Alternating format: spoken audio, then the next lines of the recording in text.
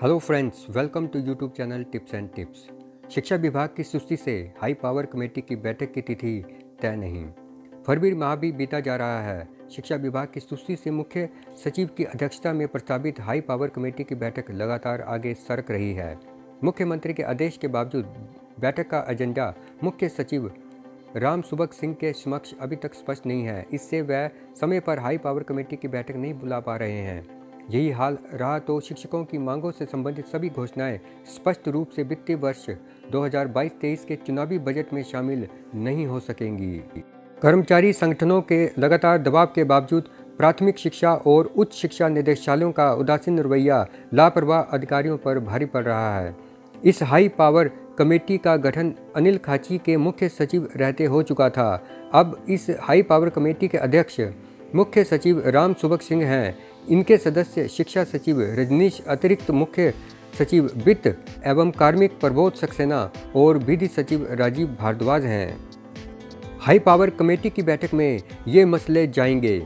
इस high power committee की बैठक में 2555 एसएमसी शिक्षकों को नियमित करने के लिए नीति बनाने, आउटसोर्स से नियुक्त शिक्षकों और डाटा ऑपरेटर्स के लिए तर्क संगत नीति बनाने, 20 साल से नियुक्त कंप्यूटर शिक्षकों के लिए तर्क संगत नीति बनाकर इन्हें विभाग के अधीन करने और योग्यता पूरी करने वाले डीपी अध्यापकों को प्रवक्ता बनाने की कर्मचारियों की मांगों पर निर्णय होगा। 4-9-14 का लाभ देने, जेबीटी से पदोन्नत शिक्षकों को वेतन वृद्धि देने, 2016 के बाद प्रधानाचार्य व मुख्य अध्यापक पद की पदोन्नति को नियमित करने, 1 जनवरी 2004 से पूर्व की पेंशन योजना को बहाल करने और प्रशिक्षित स्नातक कैडर को उच्च शिक्षा निदेशालय के अधीन लाने की मांगों पर फैसले होंगे। 2010 से पहले नियुक्त टीएसटी को पदोन्नति से पहले की तरह मुख्य अध्यापक और प्रवक्ता की पदोन्नति के दोनों विकल्प देने, भाषा अध्यापकों और टीएसटी को प्रवक्ता का पदनाम देने पर भी फैसले किए जाएंगे। कर्मचारियों को आज मिलेगी थर्ड ऑप्शन। मुख्यमंत्री जयराम ठाकुर सोमवार को शिमला लौट रहे हैं। वे पिछले 3 दिनों से मंडी में थे। शिमला लौटते ही सबसे पहले वे पे कमीशन के तीसरे विकल्प पर मुख्यमंत्री फैसला लेंगे। 25 जनवरी को पूर्ण राज्यत्व दिवस पर ऐलान करने के बाद इस बारे में फाइल वित्त विभाग ने सीएम ऑफिस में पहले ही भेज रखी है। सोमवार को शिमला वापसी के बाद वित्त विभाग के अफसरों के साथ मुख्यमंत्री की बैठक होगी और फिर तीसरे विकल्प पर फैसला हो जाएगा। राज्य के कर्मचारियों के लिए 3 जनवरी 2022 को जारी पे रिवीजन रूल्स में 2 ही गुणांक दिए गए थे। इसमें से एक गुणांक 2.25 और एक 2.59 का था। कर्मचारी पंजाब की तर्ज पर 15% वेतन वृद्धि का तीसरा विकल्प मांग रहे थे, लेकिन सरकार 1/1/2016 को डीए 119% दे चुकी है। इसी की वजह से 15% वृद्धि के विकल्प में कुछ अड़चन आ रही है। गौरतलब है कि पंजाब ने 1/1/2016 को 113% डीए दिया है। आंगनवाड़ी मिड डे मील वर्करों पर मुख्यमंत्री की बैठक। मुख्यमंत्री भारतीय मजदूर संघ के साथ मंगलवार को सचिवालय में एक बड़ी बैठक करने जा रहे हैं।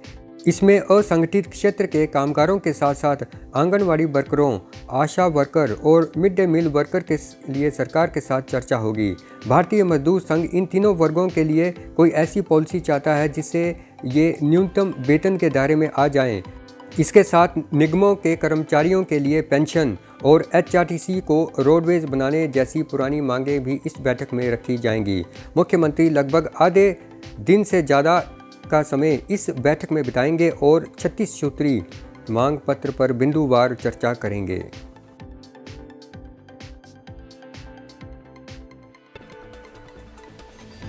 जो कोरोना से लड़े वे नहीं किए रेगुलर। स्वास्थ्य निदेशालय में सारे दस्तावेज पहुंचने के बाद भी लटका नियमितीकरण। कोरोना काल में कभी कोरोना वॉरियर्स तो कभी फ्रंटलाइन वर्कर्स के तौर पर लड़ने वाले कर्मचारियों को ही स्वास्थ्य विभाग रेगुलर नहीं कर रहा है। सारे दस्तावेज निदेशालय आने के बावजूद फार्मासिस्ट, नर्सिस और पैरामेडिकल स्टाफ के ऑर्डर नहीं हो रहे हैं। इन्हें इससे न केवल सेवा काल बल्कि वित्तीय नुकसान भी हो रहा है। जबकि सरकार ने 30 सितंबर 2021 तक 2 साल पूरा करने वाले सभी कर्मचारियों को रेगुलर करने के आदेश दिए हैं।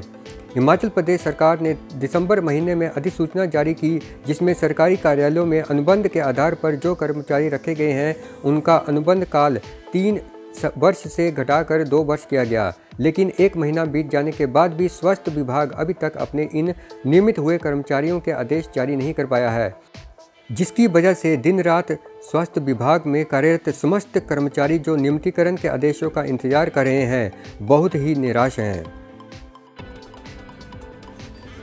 हायर ग्रेड पे के लिए दोबारा राइडर ना लगाए सरकार, इंक्रीमेंट की तिथि से शिफ्ट करे हाई ग्रेड पे सेल में वेतन।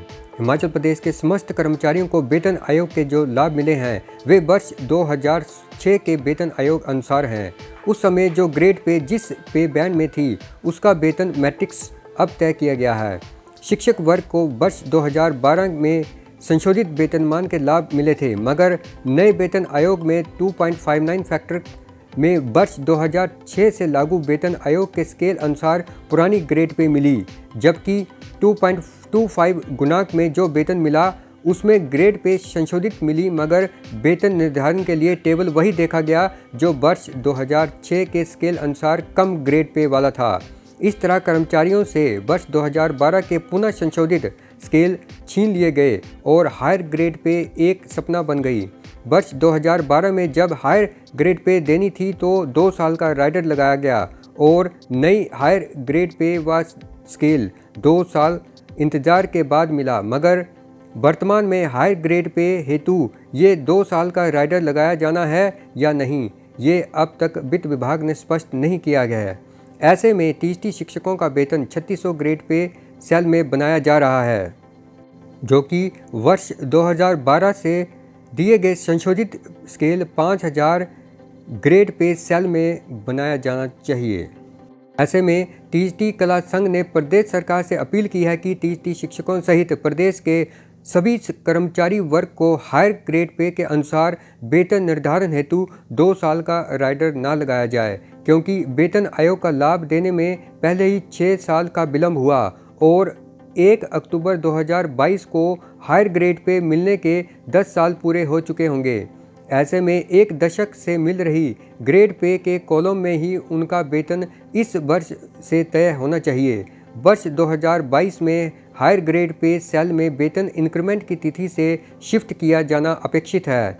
इस तरह पहले से राइडर नुकसान झेल चुके कर्मचारियों को फिर से राइडर का नुकसान झेलने के लिए विवश न किया जाए और वर्ष 2012 के राइडर के चलते वेतन निर्धारण में नुकसान उठा रहे कर्मचारी वर्ग को 2 स्टेप अप दिए जाएं, ताकि उनको भी वेतन आयोग का लाभ मिल सके। अनुबंध कर्मचारियों को वेतन आयोग राइडर और नियमितीकरण में विलंब का भारी नुकसान झेलना पड़ा है और उनके स्केल के लिए नियम इस तरह बने कि सेवा अवधि अनुसार वेतन निर्धारण हो। तो सरकार से ये अपील है कि जल्द से जल्द इन वेतन विसंगतियों को दूर किया जाए।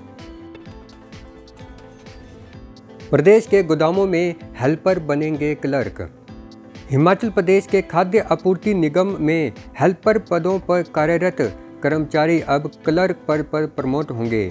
बोर्ड ऑफ डायरेक्टर्स की मीटिंग में फैसला लेने के बाद अब ये मामला वित्त विभाग को भेजा गया है। उस ओर से स्वीकृति मिलने के बाद राज्य के गोदामों में 20 साल का कार्यकाल पूरा कर चुके हेल्पर्स को पदोन्नति का तोहफा मिलेगा। ये खुलासा प्रदेश के खाद्य आपूर्ति मंत्री राजेंद्र गर्ग ने किया। उन्होंने बताया कि हेल्पर्स के लिए प्रमोशन का कोई रास्ता नहीं था। मसला उनके ध्यान में आया और इस पर विचार शुरू किया गया। फिर बोर्ड ऑफ डायरेक्टर्स की बैठक में निर्णय लिया गया कि 1 टाइम रिलैक्सेशन के तहत 20 साल का कार्यकाल पूरा कर चुके हेल्पर्स को पदोन्नति दी जाएगी। कैबिनेट मंजूरी के बाद इसलिए मामला वित्त विभाग को भेजा गया है। जैसे ही उस तरफ से मंजूरी आएगी तो अगली कार्रवाई शुरू कर दी जाएगी। 2 साल से लैपटॉप का इंतज़ार, स्कूल कॉलेजों के 9700 मेधावियों को मिलनी है सुविधा। हिमाचल प्रदेश स्कूल शिक्षा बोर्ड की मेरिट में आए 10वीं व 12वीं के 8800 और कॉलेजों के 900 मेधावी पिछले 2 सालों से लैपटॉप मिलने की आस लगा बैठे हैं, लेकिन शिक्षा विभाग अभी तक इन्हें लैपटॉप मुहैया नहीं करवा पाया है। इसके लिए इलेक्ट्रॉनिक कॉरपोरेशन की ओर से कुछ औपचारिकताएं पूरी नहीं की गई हैं। ऐसे में मेधावी इसका इंतज़ार ही कर रहे हैं। इससे पहले लैपटॉप आवंटन के लिए 3 कंपनियों ने आवेदन किया था। अब कंपनी फाइनल की जानी है। गौर रहे कि बीते 2 वर्षों से लैपटॉप की खरीद प्रक्रिया कई कारणों से स्थगित होती आ रही है। अब निदेशालय ने इलेक्ट्रॉनिक कॉरपोरेशन को इसका जिम्मा दिया है। 10वीं और 12वीं कक्षा के 8,800 और कॉलेज के 900 विद्यार्थियों को लैपटॉप देने की योजना है।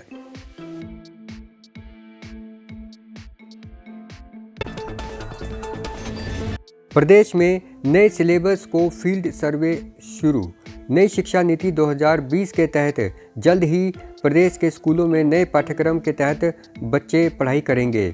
इसके लिए SCERT यानी HP state of council of education and research training नए सिलेबस का मसौदा तैयार कर रहा है। प्रदेश सरकार ने इसका जिम्मा SCERT सोलन को दिया है। इसमें फील्ड सर्वे के आधार पर नेशनल करिकुलम फ्रेमवर्क पर संबंधित पक्षों से सुझाव लिए जा रहे हैं। इसमें अब तक 1880 स्टेक होल्डर, जिसमें स्कूल प्रिंसिपल, आशा वर्कर, आंगनबाड़ी वर्कर और अभिभावकों से राय ली गई है। इसमें 3000 स्टेक होल्डर से सुझाव लेने का टारगेट तय किया गया है। इसके बाद इन सुझावों को क्लब करके पोर्टल पर डाला जाएगा। इसके लिए पूरे हिमाचल में जिलावार हर ब्लॉक से एक शिक्षक नियुक्त किया गया है जो स्टेक होल्डर की राय लेगा। तो दोस्तों, इस सेशन में इतना ही। चैनल को सपोर्ट करने के लिए वीडियो को लाइक करें, शेयर करें और साथ में चैनल को सब्सक्राइब करके बेल आइकन को भी जरूर प्रेस कर लें। Thank you. Have a nice time.